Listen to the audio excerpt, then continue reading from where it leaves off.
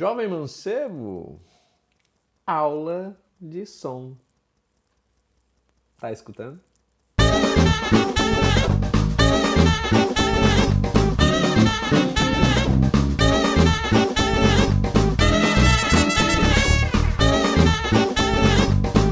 Então vamos lá. Som. Tá me ouvindo? 1, 2, 3, testando?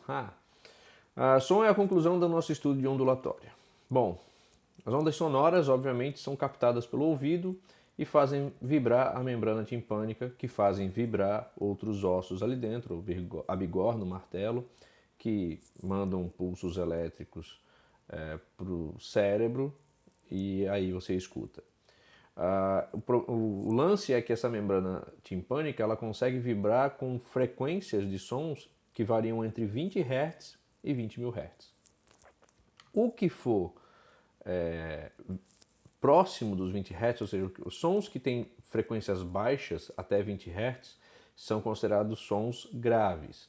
E sons que estão próximos a 20 mil Hz são sons agudos. Tudo que for abaixo de 20 Hz nós não escutamos, porque a membrana timpânica não vai vibrar. A gente chama isso de infrassom.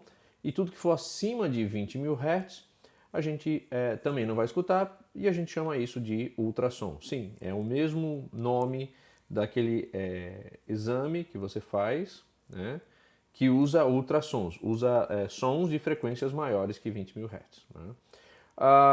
Aí, dizem alguns livros didáticos que os sons produzidos pelos seres humanos variam da faixa de 85 Hz a 1100 Hz, mas existem livros também que falam de 50 Hz a 3400 Hz.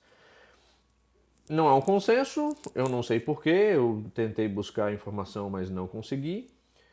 O único consenso é sobre os sons audíveis, que variam das frequências de 20 a 20 mil Hz. Bom, isso tudo é só para entender como você ouve, tá? Não há uma relevância, nossa, e se cair na prova? Não se preocupe, sons produzidos, já que não há um consenso, não vamos brigar por eles. O consenso está nos sons audíveis, que variam de 20 a 20 mil Hz, ok? Bom, já eu falo sobre essa faixa de audição, uma vez que existem alguns fatores problemáticos aí, né? Tem gente que não escuta os 20 mil Hz. Bom, o som a gente não consegue ver porque ele é uma onda mecânica, mas a gente pode fotografar ele indiretamente, como fez aqui esse professor, o Mike Hargatter. Ele conseguiu mostrar como o som funciona no ar, né? O som nada mais é do que um aumento da pressão do ar. Tá? Então, uma caixa de som produzindo sons, como essa daqui da esquerda, ele vai criar regiões onde a pressão do ar vai aumentar e diminuir. Então, nós vamos ter pressão aumentando e pressão diminuindo. Isso são as frentes de onda. Tá? Interessante notar que a velocidade do som para uma mesma temperatura, né, no ar, uma temperatura homogênea, varia na casa dos 340 metros por segundo. Já na água, o mesmo som, a mesma ideia de, né, se você estiver cantando uma música e botar a caixa de som embaixo d'água, ela vai viajar mais rápido a onda sonora, ela vai para 1450 metros por segundo. Já no ferro, por exemplo, ele vai para 5130 metros por segundo. Então, em geral, nós poderíamos dizer que existe uma variação de velocidade que vai ser maior nos sólidos, menor que nos sólidos vai ser a dos líquidos e menor que dos líquidos vai ser os dos gases. Né?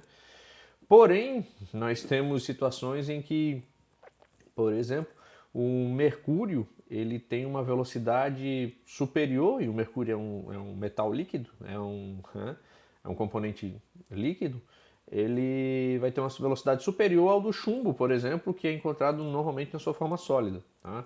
Então, em geral, nós temos que a velocidade do som nos gases é menor que nos líquidos e menor que nos sólidos. Podem haver variações dessa regra, mas em geral ela funciona assim, ok?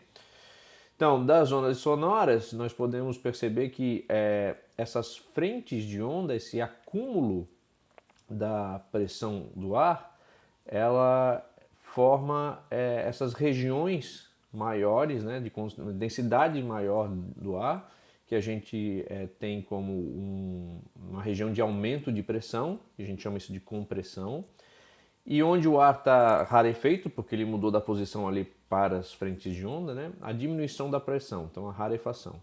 Então a onda sonora se propaga desse jeito, né? Essa mudança da pressão no ar é o jeito com que a onda vai se propagando.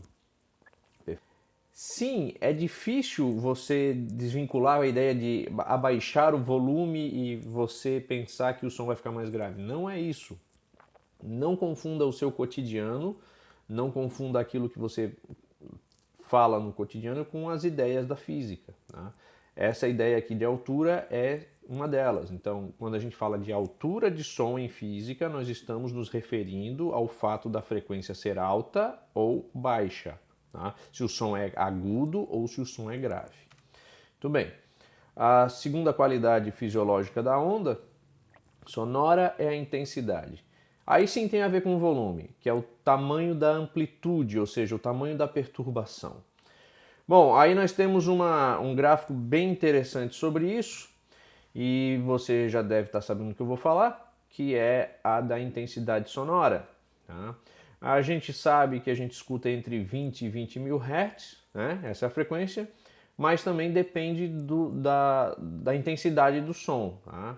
A gente não escuta qualquer som dentro de 20 e 20 mil Hz. Nós temos uma coisa chamada limiar da audição. É essa linha azul aqui. Intensidade sonora é medido em decibel, em homenagem a Alexander Graham Bell. Ele, né, inventou o telefone, então faz muito sentido a gente pensar em som, né, e intensidade do som com o trabalho dele. Pois bem, veja o seguinte, qualquer som que estiver abaixo, que tem uma intensidade abaixo dessa linha azul, nós não podemos escutar.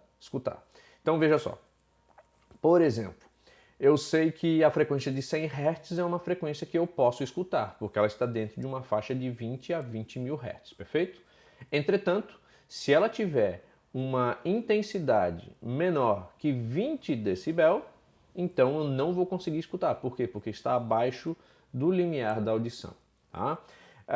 Além dessa faixa do limiar da audição, nós temos aqui o limiar da dor. Sim, meu caro, sons mais intensos que os dessa linha vermelha vão provocar fortes dores no seu ouvido, se não rompimento do seu tímpano.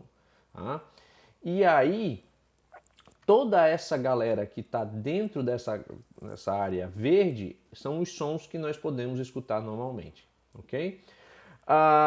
Por que isso aqui é interessante? Bom, fazendo um teste com os meus alunos, tá?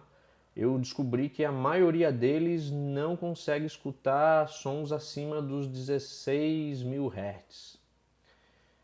E isso é preocupante, porque é praticamente o limiar da audição que eu tenho. Ou seja, eu não fiz na apresentação aqui agora esse teste, mas eu posso fazer no futuro. Eu coloquei um som de 16 mil Hz no computador e os meus filhos, que têm hoje 5 e 3 anos, pediram, por favor, som chato é esse, né? E eu não estava escutando nada, foi incrível. E qual é o maior vilão hoje disso? Esse camaradinho aqui, ó, o fone de ouvido. Esse camaradinho aqui, ele não vem com recomendações, tá? Apesar de a OMS, a Organização Mundial de Saúde, dizer não deve ser usado mais do que 1 hora por dia. Tá? E também não deve ser usado no volume máximo. No máximo 60% do volume, por no máximo 60 minutos. E infelizmente eu tenho alunos já que não conseguem, eles não escutam direito se não tiver no máximo. E usam mais de 1 hora por dia. Bom, isso vai provocar provavelmente um quadro de surdez no futuro. Então não seja um jovem mancebo bobinho. Faça uso dessas informações. Não abuse dos fones de ouvido. Tá? Eles podem provocar surdez em você no futuro. Tá? Então, tá dado o recado. Bom, a última qualidade fisiológica do som, na onda sonora, é o timbre, que é basicamente identificado como a forma da onda, ou seja, tem a ver com o comprimento de onda. Bom, se eu tiver um sino e uma guitarra tocando a mesma nota, por exemplo, a nota Dó, eu vou, obviamente, ter ondas diferentes, ondas sonoras diferentes. Isso por quê? Porque cada uma delas tem um timbre, tá? Ou seja, uma forma, tipo uma impressão digital da onda. Muito bem. Esse timbre ele acontece por conta de um efeito de sobreposições de onda. O que isso quer dizer? Bom, nós temos uma característica das ondas que é a interferência. E como funciona a interferência? Bom, vamos lá. A interferência ela funciona assim. Você tem a sua onda bonitinha, tá? Tranquilo.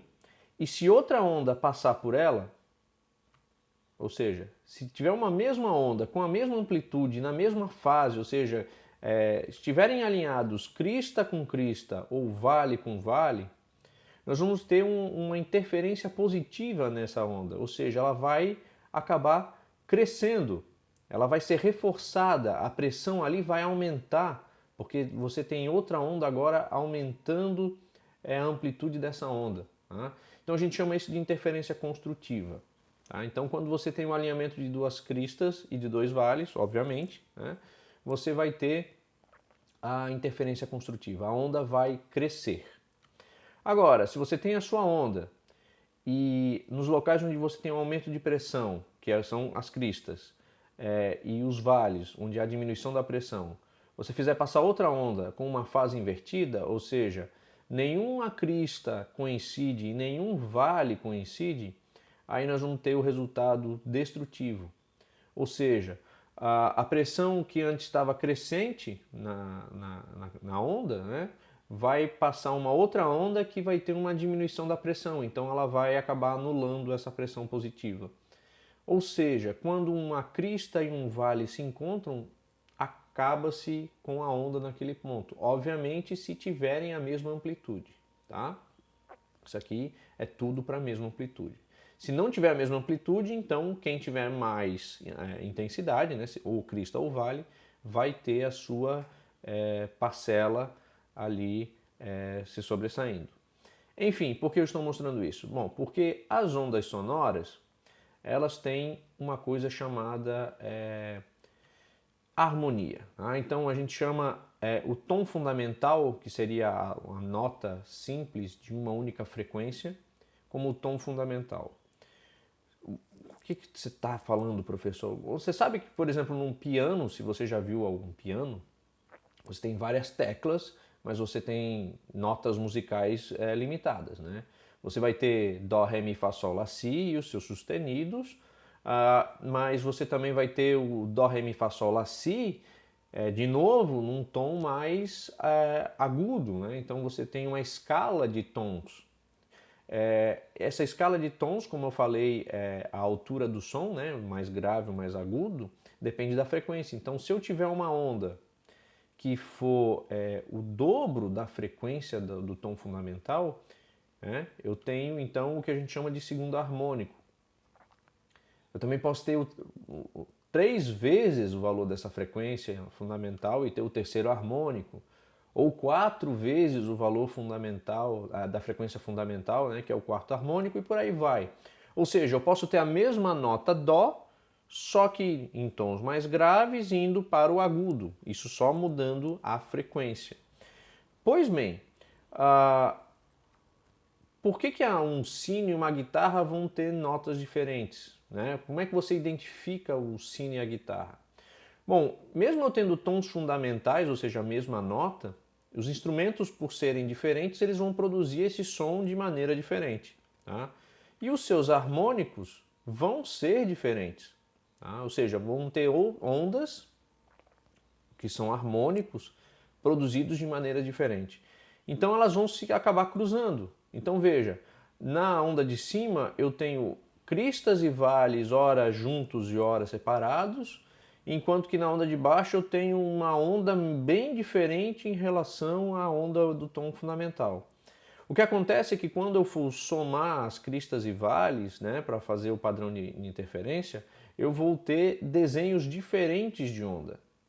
E esses desenhos diferentes de onda é o que me caracteriza os timbres diferentes. Tá? Isso não acontece só com os instrumentos sonoros, até com as nossas gargantas. Do jeito que a gente produz o som,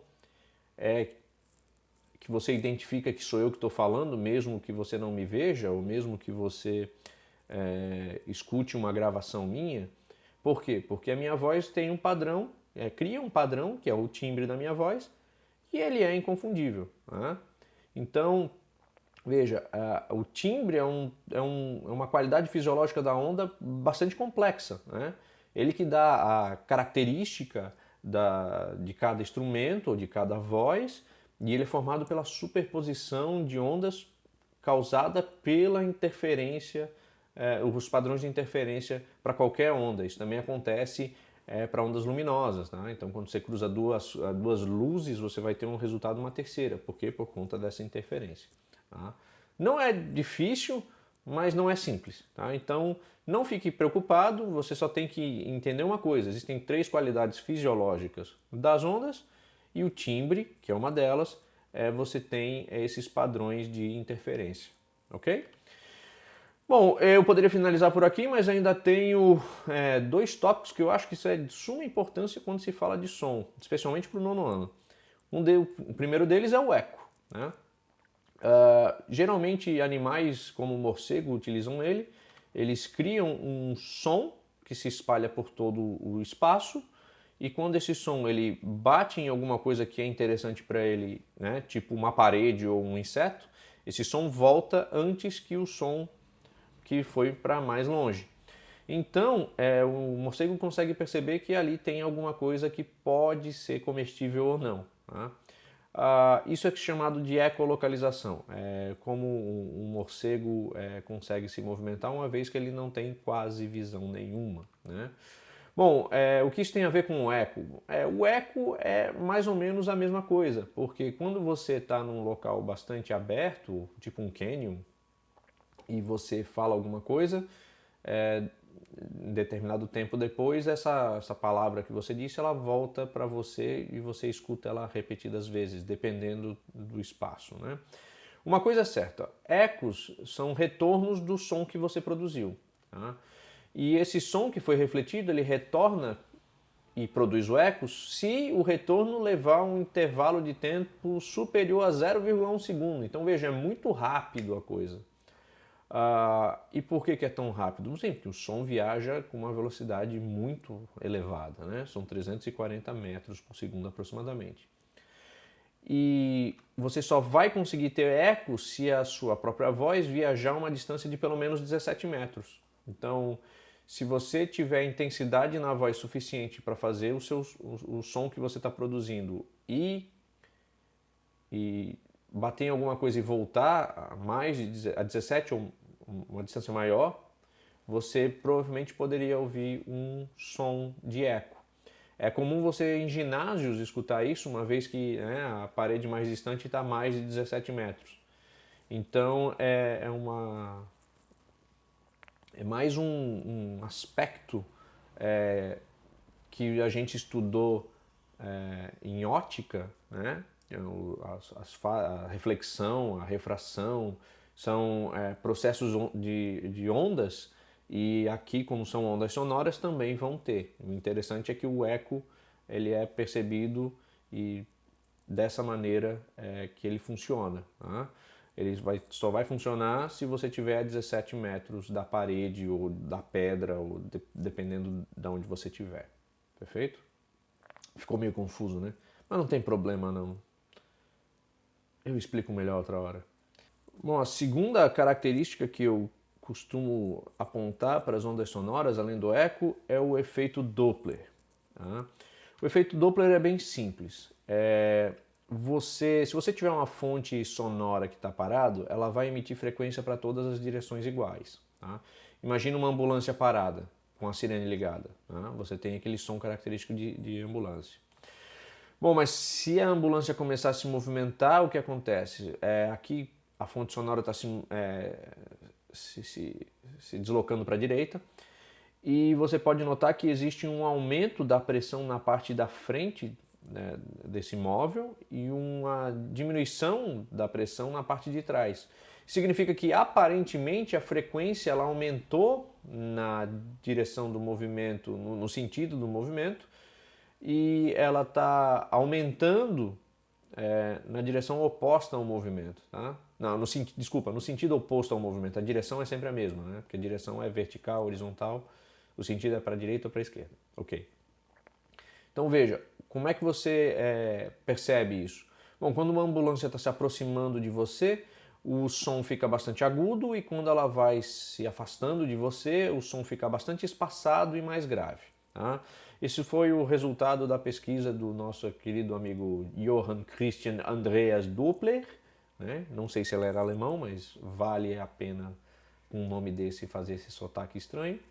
E o mais interessante disso tudo é que isso também ocorre com a luz. Tá?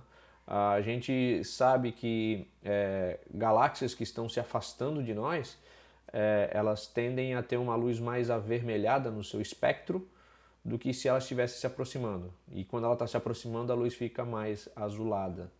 É bastante interessante. Ver que um efeito que está ocorrendo no nosso dia a dia com buzinas e ambulâncias também ocorre com a luz das estrelas. Bom, era isso para efeito Doppler e era isso para o som. Esse é mais um resumão, obviamente, das aulas que a gente tem. E muito provavelmente você deve estar com algumas dúvidas, normal. Tá? Eu espero que esse vídeo te ajude a achar essas dúvidas e procurar fazer exercícios para aí você ir complementando as falhas. Tá? Bom, se você ainda está com dúvida, eu acho melhor você procurar a minha ajuda, de preferência. Bom, se você ainda está com dúvida, não esquece de acessar lá o Google Classroom, tá? O código está aqui. Você deve utilizar ele com o seu e-mail Gmail, não vá fazer isso com o e-mail institucional da escola. E se você tiver qualquer dúvida mesmo com relação a conceitos, acessa lá o Google Classroom e me manda uma mensagem que, no que for possível, eu te ajudo. Não esqueça de fazer os exercícios e logo mais eu coloco a resolução da lista de exercícios. Beleza? Valeu!